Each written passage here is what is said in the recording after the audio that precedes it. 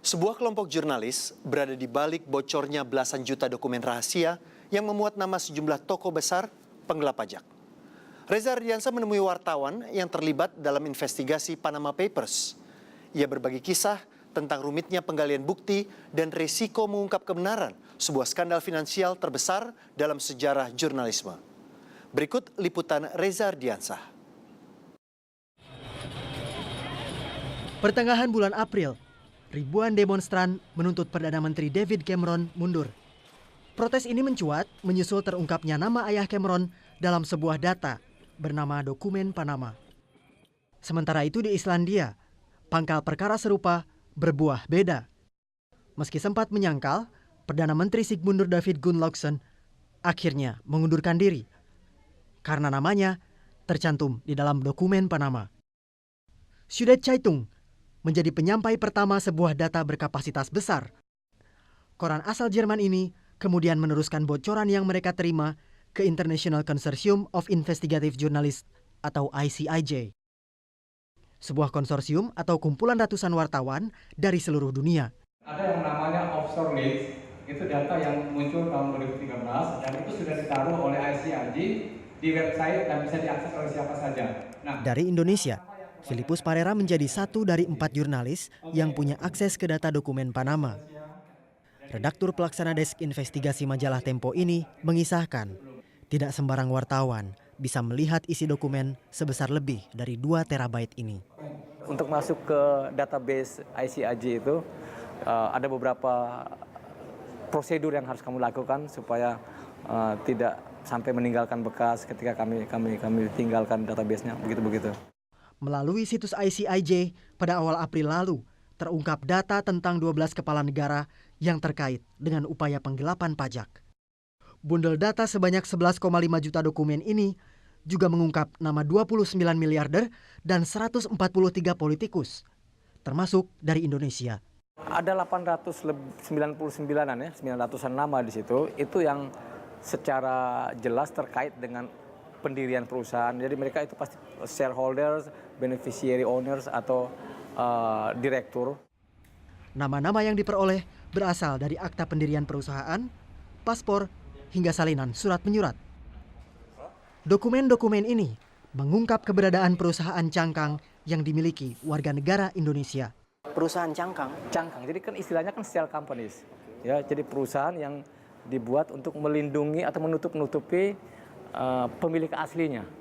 Ya kan pertanyaan, kenapa kamu menyembunyikan namamu? Kenapa kamu tidak mau diketahui bahwa kamu punya perusahaan ini? Kalau niatnya baik, kan begitu. Pembentukan perusahaan cangkang baru salah satu cara curang warga negara untuk menghindari pajak. Data tentang dalang perusahaan cangkang dalam dokumen Panama berasal dari sebuah firma hukum asal Panama bernama Mossack Fonseca. Mossack Fonseca pula lah yang menjual jasa pembuatan perusahaan jenis ini. Ilustrasinya begini, misalkan saya memiliki sebuah pabrik mobil di Jakarta. Saya menjual mobil itu dengan harga 100 juta rupiah. Kemudian saya ingin menjual mobil dari Jakarta ini ke Vietnam. Tapi saya tidak mau membayar pajak ke pemerintah Indonesia sebesar katakanlah 10%. Maka dengan bantuan firma hukum semacam Mossack Fonseca, saya mendirikan perusahaan lain dengan nama lain di Singapura. Perusahaan saya di Singapura ini tidak memiliki kegiatan produksi. Nama saya pun disembunyikan agar pemerintah Indonesia tidak bisa melacak kepemilikan saya atas perusahaan tersebut. Kemudian perusahaan di Singapura ini menjual mobil yang dari Jakarta tadi ke Vietnam. Sebelumnya, saya menjual dulu mobil dari Jakarta ke Singapura dengan harga lebih murah, katakanlah 60 juta rupiah. Dengan demikian, saya hanya perlu membayar uang ke negara sebesar 10% dari 60 juta atau 6 juta. Ini lebih kecil dari jumlah yang seharusnya. Kemudian setelah mobil dibeli oleh perusahaan lain di Singapura, perusahaan atau pembeli sebenarnya di Vietnam akan menerima mobil yang dikirim langsung dari Jakarta. Tidak dikirim dulu ke Singapura agar saya tidak perlu membayar pajak tambahan ke negeri pulau itu. Maka dengan demikian, saya baru saja melakukan sebuah metode bernama transfer pricing. Dan itu ilegal. Transfer pricing sebenarnya baru satu contoh modus penggelapan pajak yang menurut Menteri Keuangan Bambang Brojonegoro merugikan negara sampai lebih dari 100 triliun rupiah. Nominal yang lebih besar dibanding anggaran pendapatan dan belanja negara. Dan dokumen Panama mengungkap nama di balik penggelapan pajak ini. Lalu kemudian konfirmasi ke nama itu ya? Ada orang yang memang dengan terpaksa tidak bisa kami konfirmasi karena tidak bisa kami temukan. Ya, ada misalnya kayak Pak Paulus Thanos, dia di Singapura tapi kami bisa WhatsApp. Ya. Lewat WhatsApp bisa. Abang menghadapi tekanan tertentu nggak ketika menelusuri dokumen Panama? Tekanan itu barangkali maksud saya tidak terlalu berat, tetapi agak misalnya ketika di media sosial atau teman-teman menghubungi kita, Tempo ini kok hanya baru sekian nama nih disebut nih. Ya, padahal ada banyak nama pejabat yang harusnya masuk, kok nggak disebut? Dalam hal pengungkapan kasus melalui investigasi, pengalaman berbeda dialami Meta Dharma Saputra, mantan wartawan yang kini menjabat Direktur Lembaga Riset Katadata. Melalui peliputannya, ia mengungkap skandal pengadaan minyak Zatapi yang merugikan negara hingga lebih dari 60 miliar rupiah. Misalkan tahun 2008 mungkin, itu pada waktu itu menyelidiki bagaimana impor minyak dilakukan oleh Pertamina dari seorang broker kakap yang sekarang disebut-sebut ada di Panama Papers menurut Tempo, yaitu Riza Khalid. Nama Riza Khalid yang terkuat dari investigasi Meta kemudian juga terlibat dugaan persekongkolan dengan mantan Ketua DPR Setia Novanto.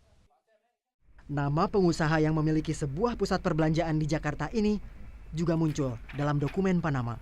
Jadi pada waktu itu ada tim dari investigasi kami yang berangkat ke Cilacap untuk melihat kapal tankernya dan ditemukan di sana.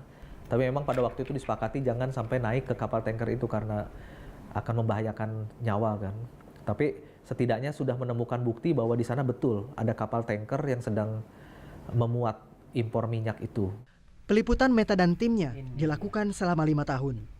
Namun, ketika pada akhirnya terbit, hasil investigasinya hampir sia-sia. Nah, ketika ini muncul, waktu itu begitu majalah Tempo terbit Senin itu langsung hilang dari peredaran. Dan pimpinan redaksi Tempo pada waktu itu mendapatkan telepon juga, semacam ancaman lah, harus hati-hati gitu. Berhadapan dengan ancaman, bagi Meta sudah menjadi konsekuensi kerja investigasi. Selain mempertaruhkan dirinya sendiri, keamanan keluarganya pun ikut terusik. Pernah kejadian istri saya satu malam didatangi oleh orang tidak dikenal ketika dia pulang ke rumah dan orang itu menyatakan sudah menguntit rumah saya dan istri saya juga. Karena itulah memang waktu itu pimpinan saya di Tempo sempat memberikan warning supaya saya kemana-mana tidak sendirian dulu.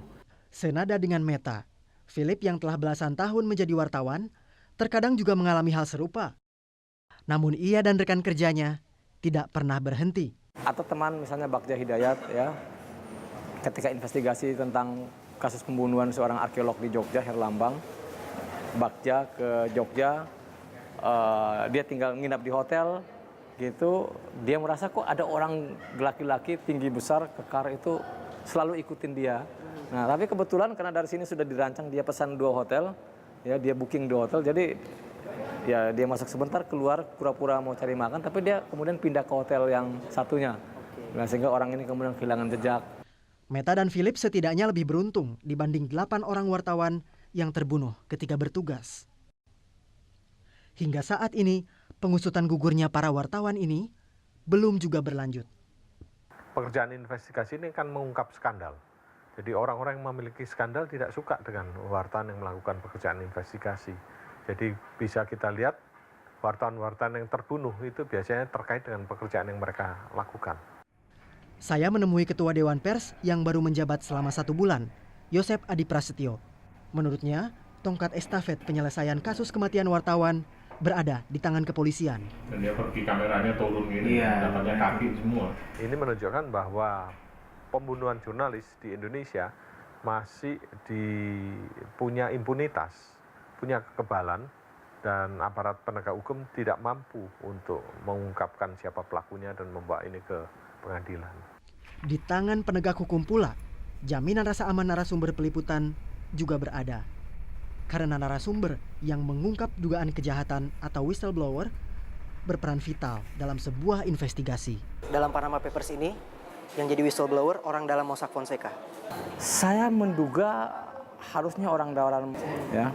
Kalau tidak, berarti dia seorang peretas yang luar biasa. Di Indonesia ini, peran whistleblower sudahkah difasilitasi besar?